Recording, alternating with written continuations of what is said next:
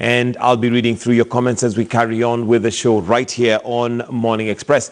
But for now, we'd like to cross over to Ugenya, where it's D-Day today. It is election day for the by-elections, and we have our very own Duncan Kaimba, who has been in Ugenya for a few days. And Duncan, I'm sure you've gone through the width and the breadth of Ugenya to get what the mood might be in Ugenya as D-Day is today. We'll be looking at whether the electoral agencies are prepared. But let's start with the mood. What is the mood like, Duncan? Well, I think, Mike, good morning, first of all. As to what is the mood like, maybe we'll know in the evening what the mood is like. Remember, there are 4 possibilities because we have 4 candidates.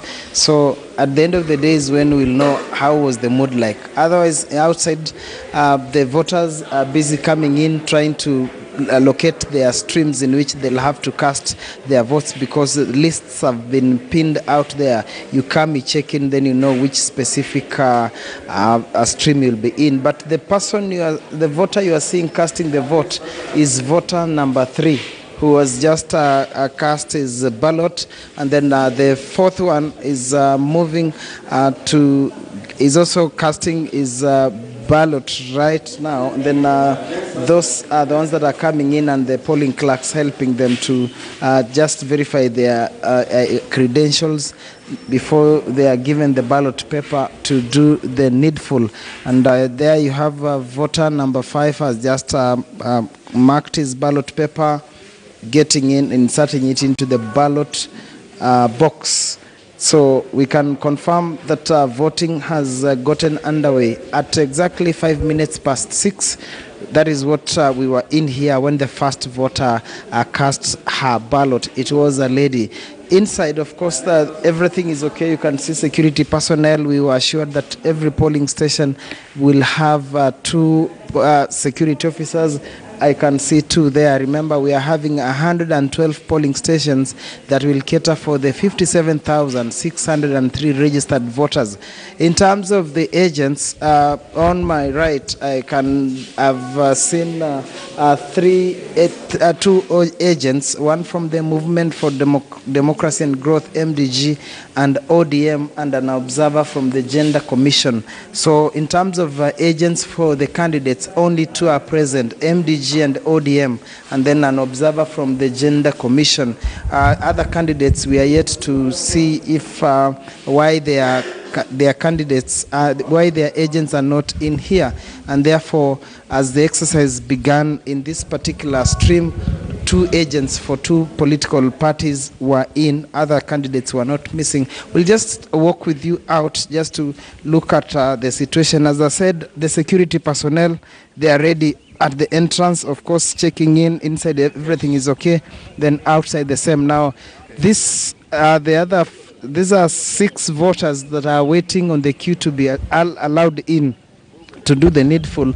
And then, as you can be able to see on my right, those ones that are arriving actually checking on the lists that IBC has pinned on the wall, just to know where exactly are they supposed to be casting their ballot. And then in terms of the numbers, we cannot say whether they are not sizable, but it's when people are streaming in, and those are some of the cues that you can be able to see from this end, Michael. So this is Sega Township Primary School, and remember, Sega Township is one of the biggest polling stations as per the number of registered voters, mainly because it is at the market, and it's at the market. That is the area that maybe has the highest number of registered voters. Michael. Thank you very much, Duncan. And that is Duncan Kaimba, who's at Sega Township Primary School, keeping an eye on the by-election that have already begun. As we have seen, voters are already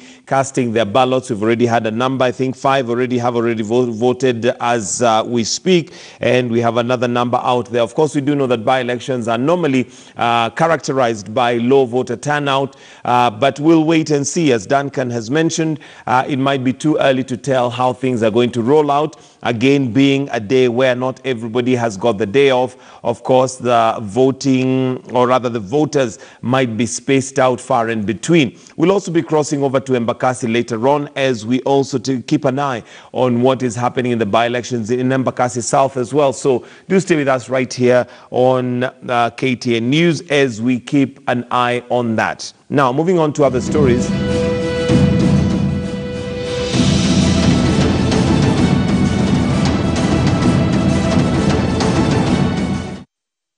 President Uhuru Kenyatta's State of the Nation address was met with mixed reactions by politicians. While some supported the president's sentiments on fight against graft, some were of the opinion that the president is not doing enough to deal with corruption. I think the frustration of the people of Kenya, the time that is taken to do these investigations, that there must also be an end to investigations and prosecution. I think in that regard, I totally agree with the rest of the country that we need to move with speed and ensure that the people who are continuing to loot the wealth of this country, who are denying this country development, must face the law, and the sooner the better. If members of your government are constant visitors around investigative agencies, if we are going to uphold integrity and ethics, it's also important that these individuals do not wait to be arraigned in court. I think the president should have given them an opportunity to resign honorably. Lakini nadhani kutokana na hotuba hiyo na vile amesema vyombo ambavyo vinahusika ama agencies ambazo zinahusika na vita hivi kwanza viimarishwe, vipawe heshima. Kwa hivyo hatutarajii kwamba bunge itaanza kuwarukia kina Kinoti, kuwarukia kina Haji. Kenya is a country that must adhere to the rule of law. The guilty must be punished, the innocent must be protected. And we want the agencies that are charged with the responsibility to investigate corruption to act decisively, thoroughly, and make sure they take to court watertight cases that lead to convictions and sequestration of properties illegally acquired. The president today remembered the SMEs of this country. Hawa watu ambao wako Gikoba, the other ones ambao wako Nyamakema, those who are in Murang'a, and those who are in other markets around our country. And he said that the government will be studying in terms of collateral to SMEs, will be studying in to guarantee their loans so that they get financing from our local financial institutions to expand their businesses. Half of the speech ilikuwa juu ya cohesion, integration na handshake. Na kwa hivyo tumefurahi sana juu Kenya what we need sahi ni peace. Tunataka amani na ili ndio tuendelee na development. Mesema ile building and bridges initiative hakuna kusimama na tunaunga mkono. Pili amesema vita dhidi ya ufisadi itaendelea, lakini hakuna mtu atatuhumiwa na kuwekwa fitina kupitia kwa magazeti ya kwamba sheria itatumika na hakuna mtu atakuwa vigilante justice. The fact that he has mentioned about the Juakali people, he has also mentioned the what we call the micro and small scale. I think that is also a very important issue because a lot of these people are lacking the funding. President Uhuru Kenyatta has announced an array of incentives to boost delivery of projects under the Big Four agenda. The reforms targeting food security, manufacturing, housing and healthcare are meant to cut costs and boost activity in the specific sectors. Brenda Kerubo with this report. Great new roads to bitumen standard. Food security got the bulk of the goodies at President Uhuru Kenyatta's State of the Nation address today afternoon. This following increased concerns over a drought that has affected counties in northern Kenya and left up to 54,000 households in dire need of food. The president says the latest measures will boost food production in the country. Our reforms are aimed at being farmer-centric and are focused on reducing the cost of food, increasing agricultural value addition, and offering incentives for farming. About 4,400 water pans are in the household irrigation water project are under construction. They will store up to 6 million cubic meters of water, placing an additional 6,000 acres under irrigation. The president also promised to implement findings on challenges affecting sugar and maize production. Up to 500 factories in 31 coffee-growing counties will be rehabilitated. We have also set up a 3 billion Cherry Advance Revolving Fund to be operational from July 1, 2019. Consequently, all coffee farmers across the country will be able to access the Cherry Advance at a modest interest rate of 3%. Affordable housing development framework guidelines have also been rolled out, clearing the way for policy and financing for the program. Over 175,000 Kenyans have already registered under the voluntary scheme known as Boma Yangu. These Kenyans will undoubtedly be first in line for the allocation of new housing. Universal health coverage rolled out in the pilot phase in Isiolo, Machakos, Nyeri and Kisumu will now incorporate other counties. The program has faced delays in registration because some citizens do not have identification cards and birth certificates. The program has witnessed enhanced access to essential health services with an average increase across the pilot counties of 39% reported. We are on course for the full rollout of the universal health coverage in the year 2019-2020 in the remaining 43 counties. The realization of the Big Four is dependent on enablers such as energy, transport, education, water, information, communication and technology. Brenda Kirubo, KTN News.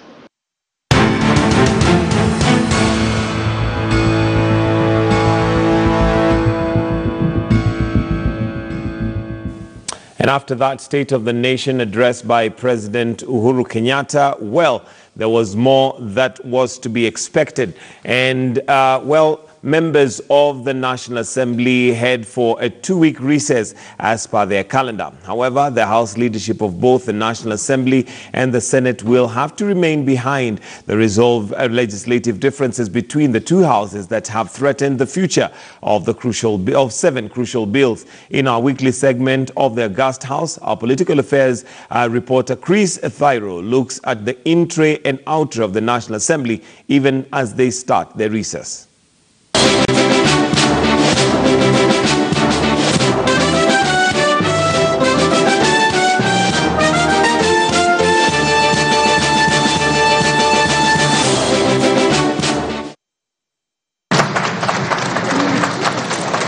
And as the president left the precincts of parliament, focus shifted to the two houses mandated to come up with the legislation that will see the easy implementation of the government's policy. But differences between members of both houses have now put at least 7 crucial bills at the risk of being defeated. Some of these bills are in regards to the Big Four agenda that the Jubilee regime is pushing to have the proposed policies implemented. A number of bills today that are undergoing mediation.